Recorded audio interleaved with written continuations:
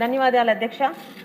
గత వైసీపీ ప్రభుత్వంలోని మనం ఎదుర్కొన్న అత్యంత హేయమైన సమస్య ఈ సోషల్ మీడియా అధ్యక్ష. వ్యక్తిగత దూషణలు, అవహేళనలపై మనం ఎటువంటి చర్యలు తీసుకోలేకపోతున్నాం అధ్యక్ష. కానీ తప్పుడు ప్రచారాలు ముఖ్యంగా సాక్షి పత్రిక మరియు సాక్షి ఛానల్, అలాగే సాక్షి లాంటి మరికొన్ని పత్రికలు, ఛానల్స్ ద్వారా ఈ తప్పుడు ప్రచారాన్ని ఆపవలసిన అవసరం మనకు ఎంతైనా ఉంది అధ్యక్ష. లేని వార్తలతో జరగనివి జరిగినట్లు అసత్య ప్రచారాలతో మన ముందుకు వస్తున్నారు అధ్యక్ష. వాటిని వారి ఆధారాలతో రాయకపోతే ముఖ్యంగా ఈ గాలి వార్తలపై ముఖ్యంగా అదుపు ఉండాలి అధ్యక్ష. వారిపై కంప్లైంట్స్ ఇచ్చినా కూడా పోలీస్ స్టేషన్లో రసీదు ఇస్తున్నాలే తప్పితే చట్టాలు లేనందున కనీసం వారిని పోలీస్ స్టేషన్ కూడా పిలిచి విచారించలేని పరిస్థితిలో ఉన్నాం అధ్యక్ష. ఈరోజు ఈ విచ్చలవిడి అబద్ధాలతో ముందుకు వెళ్తున్నాం అధ్యక్ష. ఈ విచ్చ ప్రచారాలు సమాజంలో చాలా ఆందోళన కలిగిస్తున్నాయి అధ్యక్ష. ఈరోజు చట్టాలు చేసే చట్ట సభల్లో మనం ఉన్నాం అధ్యక్ష. కనీసం కూటమి ప్రప్రభుత్వంలోనైనా భవిష్యత్ తరాలని వీటి నుంచి కాపాడడానికి మనం వీటి మీద ఒక చట్టాలు తీసుకురావాల్సిందిగా కోరుకుంటున్నాను అధ్యక్ష. ధన్యవాదాలు అధ్యక్ష. అధ్యక్ష, గౌరవ సభ్యులు చెప్పినట్టుగా సోషల్ మీడియా అన్నది ఇంతకుముందు ప్రచార మాధ్యమం కింద మంచికి ఉపయోగపడే పరిస్థితి కన్నా ఈరోజు సోషల్ మీడియా దుర్వినియోగం ఎక్కువైపోయిందని చెప్పడానికి చాలా ఉదాహరణలు, ముఖ్యంగా ఇక్కడున్న ప్రతి సభ్యులు కూడా సోషల్ మీడియా దుర్వినియోగానికి బాధితులే అధ్యక్ష. ఎందుకంటే ఇక్కడ సీఎం పిఎం అనేది సంబంధం లేదు, అంటే చిన్నపిల్లల పెద్దవాళ్ళ అన్నది కూడా సంబంధం లేదు, ఆడమగ సంబంధం లేదు. వాళ్ళకి నోటికి వచ్చినట్టు వార్తలు ఇష్టానుసారంగా సోషల్ మీడియాలో రాయటం, అదేవిధంగా వ్యక్తిత్వ హననం చేయటం, అసత్య ప్రచారం చేయటం, అదేవిధంగా క్యారెక్టర్ అసోసియేషన్ చేయటం, ఇవన్నీ కూడా చాలా ఎక్కువగా జరుగుతున్న నేపథ్యంలో దీని తాలూకా అంటే ఇంపార్టెన్స్ని బేస్ చేసుకుని గౌరవ ముఖ్యమంత్రి గారు కూడా దీని మీద ప్రత్యేకంగా ఒక చట్టాన్ని తీసుకురావాలనే ఉద్దేశంతోనే ఒక జీవోఎంను కూడా ఏర్పాటు చేయడం జరిగింది అధ్యక్ష. సుమారుగా 6 మంత్రులున్న ఒక జీవోఎం కూడా దీని మీద చాలా ఎక్కువగా దీని మీద మీటింగ్స్ కూడా కండక్ట్ చేయడం జరిగింది. 2 సార్లు మీటింగ్ కూడా కండక్ట్ చేయడం జరిగింది. అవి కండక్ట్ చేయడమే కాదు అధ్యక్ష, ఆ మీటింగ్లో కూడా అధ్యక్ష ప్రత్యేకంగా మంత్రులు, అధికారులు అందరితో పాటు ఒక మంచి డిస్కషన్ కూడా జరుగుతుంది అధ్యక్ష. అంటే ఈ సోషల్ మీడియా మీద ఎలాగ మనం మరికట్టాలనే దాని మీద ఉన్న చట్టాలని ఇంకొంచెం స్ట్రెంథనింగ్ చేయడం ఒక ఎత్తు అయితే, ఈ చుట్టుపక్కల మనకి తమిళనాడు, కర్ణాటక, మిగతా రాష్ట్రాల్లో వీటి మీద ఎలాంటి చర్యలు ఉన్నాయి, అవే కాకుండా ఇప్పుడు ఆస్ట్రేలియా, మలేషియా, సింగపూర్, ఫ్రాన్స్ ఇలాంటి దేశాల్లో 16 సంవత్సరాల లోపు ఉన్న బాలబాలికలకు ఎవరైతే ఉన్నారో వాళ్ళందరికీ కూడా సోషల్ మీడియా బ్యాన్ చేసే పరిస్థితి కూడా కనిపించింది అధ్యక్ష. అక్కడ వాళ్ళు ఎలా చేశారో అదే సిస్టమ్ని కనుక మనం ఇక్కడ చేయగలిగితే మనం ఎంతవరకు చేయగలం, మన లా అంతవరకు మనకి సమర్థిస్తుంది అనే విషయాన్ని మీద కూడా ప్రత్యేకంగా దీని మీద దృష్టి పెట్టడం జరిగింది అధ్యక్ష. దాంతోపాటు అధ్యక్ష ఫస్ట్ టైం ఇప్పుడు కంప్లైంట్స్ ఆఫీసర్స్ ఎవరైతే ఉన్నారో, అంటే ఇప్పుడు మనకి ఈ ట్విట్టర్ కానీ, ఫేస్బుక్ కానీ, ఇన్స్టా కానీ వీటన్నిటికీ సంబంధించి ఈ గూగుల్ మేటా ఎక్సెట్రా వీళ్ళందరికీ కూడా కంప్లైంట్స్ ఆఫీసర్స్ని నెక్స్ట్ మా జీఓఎం మీటింగ్ కూడా వాళ్ళందరినీ కూడా పిలవడం జరిగింది అధ్యక్ష.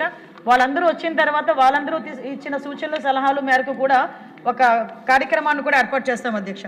ఇందాక సభ్యులు మేడం ఒక మాట అన్నారు, గౌతమి శిరీష గారు, ఈ సోషల్ మీడియాకి సంబంధించి రసీదు ఇస్తున్నారు కానీ పోలీసులు రెస్పాండ్ అవ్వట్లేదని. దయచేసి సభ్యులు కూడా గమనించాలి అధ్యక్ష. సుమారుగా ఇప్పుడు మనకి ఈ 20 నెలల కాలంలో 1384 కేసెస్ రిజిస్టర్ చేయడం అయింది అధ్యక్ష. 1601 మంది అక్యూజ్డ్ ఉంటే 1067 మందిని అరెస్ట్ చేయడం జరిగింది అధ్యక్ష. అయితే గౌరవ సభ్యులకి ఇది ఇంపార్టెంట్ అధ్యక్ష, ఒక్క నిమిషం నాకు టైం ఇవ్వండి.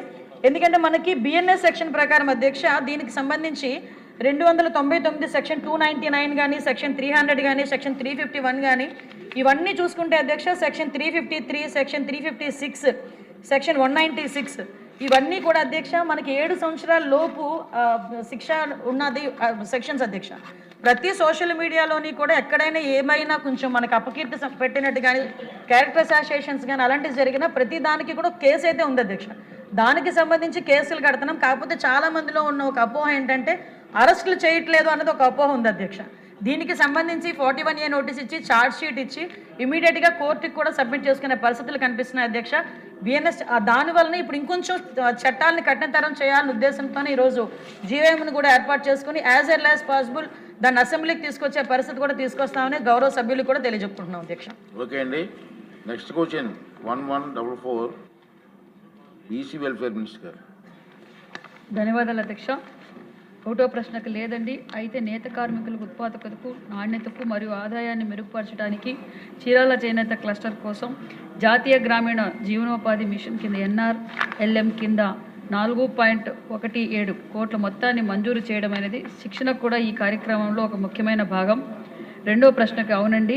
మూడో ప్రశ్నకి అవునండి. ఇటీవల జీఎస్టీ 2.0 సంస్కరణ సందర్భంలో రాష్ట్రంలోని ఆప్కో మరియు ప్రాథమిక చేనేత సహకార సంఘాలు చెల్లించిన జీఎస్టీ తిరిగి చెల్లింపుకు సంబంధించిన ప్రతిపాదనను పరిశీలిస్తున్నాం. నాలుగో ప్రశ్నకు రాష్ట్రంలోని చేనేత కార్మికులకు మద్దతు ఇవ్వడానికి ఈ క్రింద వివరించిన విధంగా సంక్షేమ మరియు పారిశ్రామిక అభివృద్ధి పథకాలు అమలు చేయబడుచున్నది. సంక్షేమ పథకాలు: సహకార చేనేత పొదుపు నిధి పథకం, చేనేత కార్మికులకు ఎన్టీఆర్ పెన్షన్ భరోసా, ప్రాథమిక చేనేత సహకార సంఘాలకు నగదు పరిమితి, చేనేత కార్మికులకు మరియు మరమగ్గాలకు ఉచిత విద్యుత్తు. అభివృద్ధి పథకాల అధ్యక్ష, జాతీయ చేనేత అభివృద్ధి కార్యక్రమం ఎన్ఎస్డిపి ధర్మవరంలో 38.31 కోట్ల రూపాయల ఖర్చుతో మెగా హ్యాండ్లూమ్ క్లస్టర్ ఆమోదించబడినది. అదేవిధంగా పిఠాపురం మరియు మంగళగిరిలో మరి 12 కోట్లతోనూ మరియు 22.35 కోట్ల కేటాయింపులతో ప్రత్యేకత ప్రాజెక్టులకు ప్రతిపాదించడమైనది. చిన్న క్లస్టర్లకు అభివృద్ధికి ఎస్సిడిపి ద్వారా 10.44 కోట్ల కేటాయింపుతో 10 క్లస్టర్లు మంజూరు చేయబడినది. మరి సహకార క్లస్టర్లు కాకుండా ఇతర క్లస్టర్లకు కూడా ఆర్థిక సహాయం, ముడి పదార్థాలకు సరఫరా పథకం, మరి నేత కార్మికులు ముద్రా పథకం, చేనేత మార్కెటింగ్ సహాయం ప్రదర్శనలు. గారు ధన్యవాదాలు అధ్యక్ష. మా చీరాల నియోజకవర్గంలో 5,214 మంది చేనేతలు ఉన్నారు. ఇందులో మగ్గం పనిచేసేవారు 3,900 మంది ఉన్నారు. ఉపవృత్తుల వారు 1,314 మంది ఉన్నారు. అయితే ఈ ఉపవృత్తుల వారు కూడా మిగతా మగ్గం పనిచేసే వారికి ఏ రకమైనటువంటి సదుపాయాలు ఉన్నాయో ఆ రకంగా మాకు కూడా ఇవ్వమని చెప్పి అడుగుతున్నారు. అలాగే మా చీరాల నియోజకవర్గంలో మొత్తం బాపట్లలో 71 సొసైటీలు ఉంటే ఇందులో చీరాల్లోనే 41 సొసైటీస్ ఉన్నాయి. అయితే ఈ సొసైటీస్ అన్నీ కూడా కరోనా వచ్చిన తర్వాత దెబ్బతిన్నాయి. దాంట్లో భాగంగా వాళ్ళు అడుగుతున్నది ఏంటంటే మార్కెటింగ్ ఇన్సెంటివ్స్ ప్లస్ బకాయిలు ఇవన్నిటిని కూడా సకాలంలో చెల్లించమని చేస్తున్నారు. అలాగే ఈ నియోజకవర్గంలో అంటే రాష్ట్ర వ్యాప్తంగా ఉన్నటువంటి ఒక సమస్య, వీళ్ళు చీరాల కార్మికులకి ఇంతకుముందు ఆరోగ్య నిమిత్తం హెల్త్ ఇన్సూరెన్స్ ఇచ్చేవాళ్ళం, అదేమన్నా స్టార్ట్ చేస్తారా అని అడుగుతున్నారు. అలాగే రాష్ట్ర వ్యాప్తంగా చేనేతలకి హ్యాండ్లూమ్కి వచ్చేటప్పటికి 200 యూనిట్స్, అలాగే మరమగ్గాలకి 500 యూనిట్స్ ఇవ్వడం, దీనికి ప్రత్యేకంగా ముఖ్యమంత్రి గారికి, ఉప ముఖ్యమంత్రి గారికి, లోకేష్ బాబు గారికి, మరి అలాగే విద్యుత్ శాఖ మంత్రి వారికి వీళ్ళందరికీ ప్రత్యేకమైనటువంటి ధన్యవాదాలు తెలియజేస్తున్నాం. అలాగే ఇప్పుడున్నటువంటి మంత్రి గారు ఈ వర్గాలకి వీరు పెట్టే స్టాల్స్ విషయంలో కానీ, అలాగే శ్రీ వెంకటేశ్వర స్వామి వారి శాలువలు కూడా ఈ వర్గాలకు ఇవ్వటం కూడా ఒక మంచి శుభపరిణామం సార్. ఇవన్నీ కూడా ఇస్తున్నాం. ఇంకా వాళ్ళకు కొన్ని కోరికలు ఉన్నాయి, వాటన్నిటి కూడా మంత్రి గారికి కూడా తెలుసు. వాటిని కూడా ఎప్పుడు చేస్తారు, ఎలా చేస్తారు అనేటువంటి విషయాన్ని అడుగుతున్నారు. కాబట్టి ఈ వర్గాలకి ఇప్పటికే చాలా వరకు మేలు చేసినట్టుగా మనం భావిస్తున్నాం. ఇంకా కొన్ని కోరికలు, ఆశలు వాళ్ళకు ఉన్నాయి. వాటిని దృష్టిలో పెట్టుకొని రాబోయే రోజుల్లో ఆ సమస్యలు కూడా తీరుస్తారని చెప్పేసి మీ ద్వారా ఆశిస్తున్నాను. నమస్కారం. ధన్యవాదాలు అధ్యక్ష. మరి సభ్యులు అడిగినట్లుగానే మరి ఉపకృతులు చేసే వారికి కూడా ఈ సంక్షేమ పథకాలన్నీ అందుతాయన్న విషయం కూడా తెలియజేస్తున్నాం అధ్యక్ష. అంతేకాకుండా మరి అతి తక్కువ కాలంలోనే అంటే అధ్యక్ష ఈరోజు ఈ సంఘాల బకాయిల విషయంలో ఆలోచిస్తే ఏం జరిగిందంటే గత ప్రభుత్వం ఆప్కోను కూడా వదిలిపెట్టలేదు అధ్యక్ష. చిన్న సంస్థ ఆప్కో అయిన